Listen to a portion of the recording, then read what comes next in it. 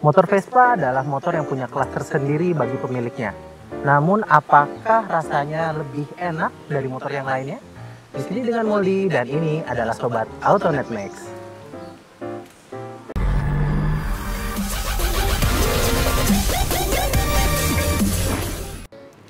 Pertama kali lihat Vespa ini dari belakang, emang kelihatannya sama kayak Vespa Primavera. Tapi perbedaannya adalah kalau misalnya kita lihat di bagian depan, baru ketahuan kalau ini adalah Vespa tipe Sprint.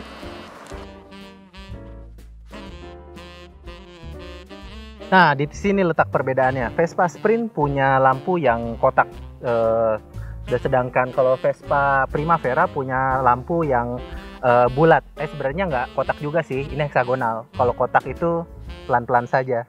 Pelan-pelan saja. Bercandanya.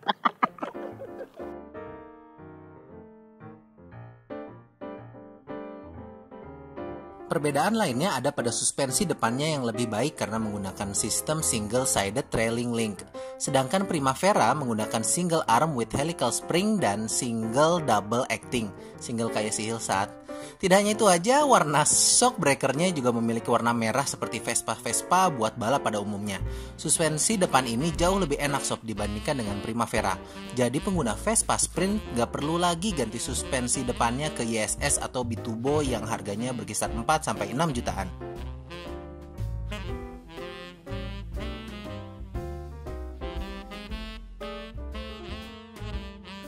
Bedanya lagi antara Vespa Sprint dan Primavera selain suspensi dan lampu depannya juga ada pada bentuk velgnya. Bentuk velgnya ini memiliki kisi-kisi yang lebih rapet sob, berwarna lebih gelap dan sekilas mirip kayak velg yang dipakai Vespa 946 Bellissima. Itu loh Vespa yang handmade yang keren banget itu. Setelah itu kita juga mendapatkan 2 buah spion yang lagi-lagi bentuknya mirip dengan Vespa 946 Bellissima. Entah mirip, entah emang persis ya sob. Ya kalau nggak mampu beli 946 Bellissima minimal spionnya dulu lah disamain.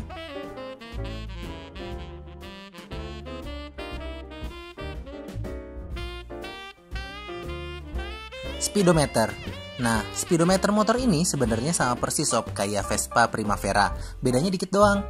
Kalau Vespa Primavera punya warna latar MID berwarna biru. Kalau Vespa Sprint warna latarnya berwarna merah agak orange-orange gitu. Dan kalau kalian suka merhatiin Vespa Sprint zaman dulu, bentuknya mirip-mirip loh.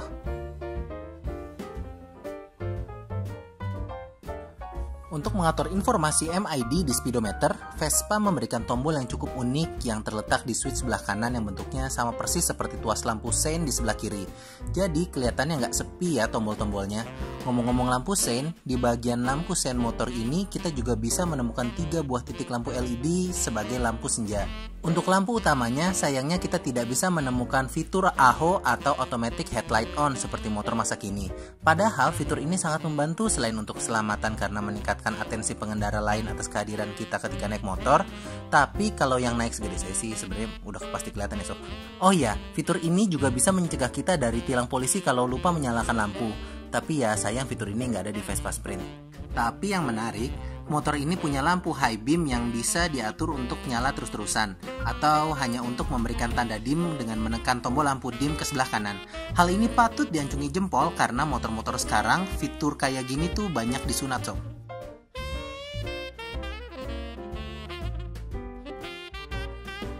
Sekarang saatnya kita coba membuka bagasi dek depan yang menjadi ciri khas Vespa. Cara membukanya seperti ini. Dalamnya cukup besar dan sangat safety karena ada tutupnya. Sayangnya kita nggak menemukan storage di dek depan yang terbuka seperti motor Matic lainnya. Tapi nggak apa-apa lah ya. At least ini lebih aman dibandingkan dengan model yang terbuka. Dari bentuk belakangnya sih sama aja ya sob kayak Vespa Primavera. Mulai dari lampu belakangnya yang sudah dilengkapi LED dan bentuk lampu seinnya yang kece abis. Kita akan menemukan handrail yang menurun di bagian tengah di motor ini. Sedangkan Primavera bentuknya lurus-lurus aja. Ya pokoknya bentuk motor ini kelihatan sesuai lah sama harganya.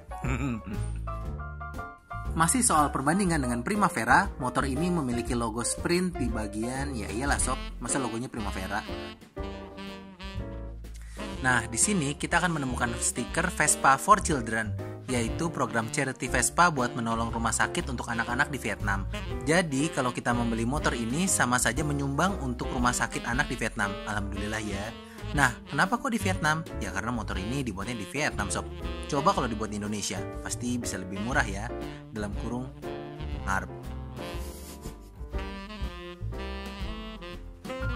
Untuk bagian bagasinya sekarang lebih luas, sob. Dan bisa dilihat di sini kalau dia bisa muat untuk satu ukuran helm full face. Emang sih ini juga bisa dilihat bahwa ini sebenarnya aksesoris tambahan, tapi memang udah datang dari sananya ya.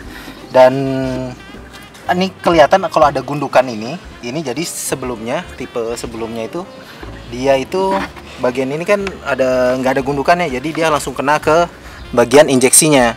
Jadi kalau misalnya dia keayun atau misalnya naik lewat jalan terus kena lubang, dia kan ngayun. Nah kalau dulu tuh nggak ada bagian ininya, sob, jadi langsung kena si injeksinya, jadi bisa patah. Sekarang ada begini, sebenarnya posisinya jadi lebih luas dan ngasih bagian aman atau lebih aman daripada tipe sebelumnya. Dan tambahan juga, sekarang tangkinya udah 8,5 liter, sebelumnya 7,5 liter. Jadi kalau Vespa Sprint ini emang ngasih space yang lebih ketimbang tipe sebelumnya. Mungkin bagi yang nggak kenal Vespa, bagian menyembul ini bakal dikira rangka motor. Nah, Vespa ini bodinya monocoque, sob. Jadi bodi motor ini terbuat dari besi, bukan plastik kayak motor-motor sekarang. Jadi bodi motor ini tuh sekaligus rangkanya gitu. Ngerti nggak? Ngerti kan? Masa nggak ngerti? Penggunaan bodi besi ini tentu membuat motor ini lebih awet dan rigid, sob. Namun juga membuat motor ini lebih mahal serta lebih berat dibandingkan dengan motor-motor lainnya. Karena motor ini bobotnya mencapai 121 kg atau kurang lebih sama kayak beratnya saya. Dibandingkan dengan Honda Vario 150 cc, ini tuh lebih berat 12 kg, sob. Yang kapasitas mesin sama ukurannya nggak jauh beda. Dari kaki-kaki, motor ini memiliki ukuran velg 12 inch di kedua rodanya. Ya, kalau model LX sama S kan beda tuh depan sama belakangnya. Bannya tubeless dengan ukuran depannya 110/70 dan belakangnya 120/70. Kedua bannya juga sudah menggunakan rem cakram, mas bro. Tapi itu menurut website Vespanya ya. Pas kita lihat, ternyata dia masih menggunakan rem tromol di bagian belakangnya. Dan setelah kita googling juga, ternyata emang masih pakai rem tromol. Kalau disc brake bentuknya kayak Vespa GTS gini nih, kan mesinnya sama, harusnya bentuknya sama dong. Tapi nggak apa-apa kok, sob, meskipun rem belakangnya tromol, motor ini remnya masih terasa pakem karena rem depannya udah cakram. Ini masih ada suara tik-tik-tik khas Vespa ya. Aman lah kalau soal ngerem-ngereman di motor ini. Langsung aja kita nyemplak di motor ini, sob. Naik motor ini rasanya kok lebih tinggi ya.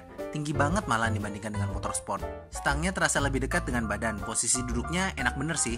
Tapi lucunya meskipun motor ini terasa tinggi, penggunaan model jok yang agak terpapas di bagian depan samping kanan kirinya membuat kaki pengendara dengan ukuran tubuh saya bisa menopang motor ini di lampu merah. Bahkan lebih mudah dibandingkan dengan model Vespa sebelumnya.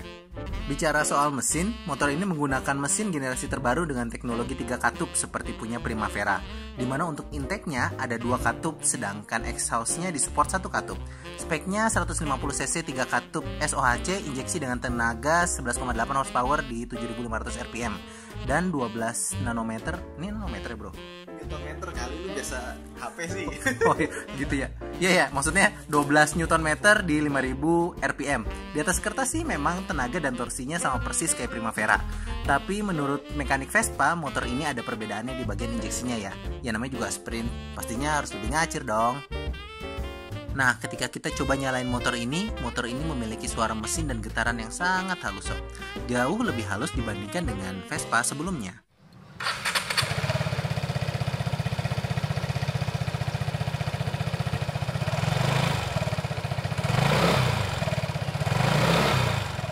Bahkan, coba kita bandingkan dengan Primavera.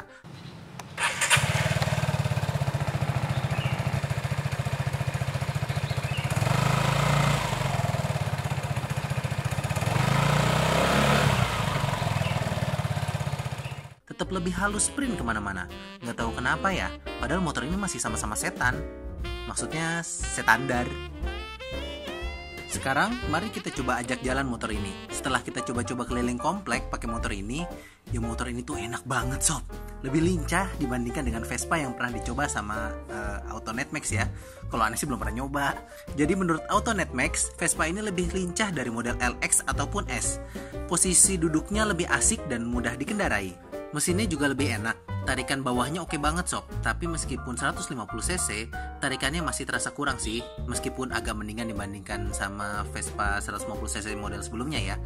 Tapi meskipun agak kurang, menurut saya pribadi, tarikan motor ini masih terasa lebih enak dibandingkan dengan Primavera.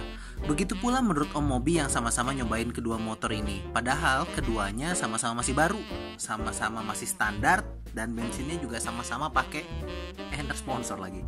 Jadi menurut kami Sprint mesinnya lebih enak dari segi tarikan, getaran, dan suaranya. Enaknya lagi nih sob, dari motor ini, suspensi depannya terasa jauh lebih empuk dibandingkan dengan Vespa Primavera. Seriusan, beda banget.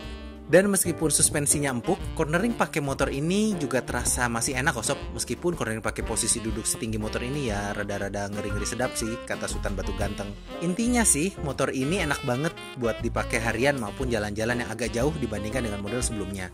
Bahkan terasa lebih seperti motor Jepang dibandingkan dengan motor Vespa. Tarikan Sprint lebih enak daripada Primavera, mari kita drag race sama Om Mobi.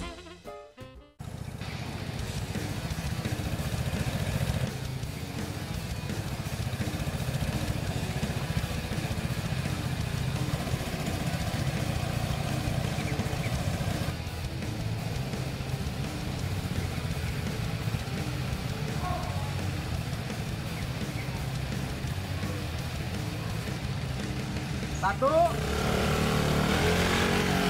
Tunggu dulu.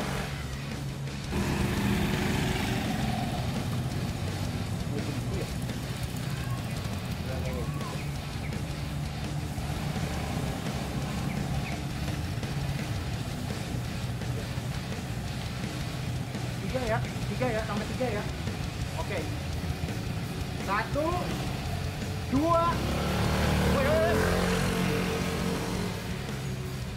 Bocah gimana dah? 3 ya. Oke. 1. Belum.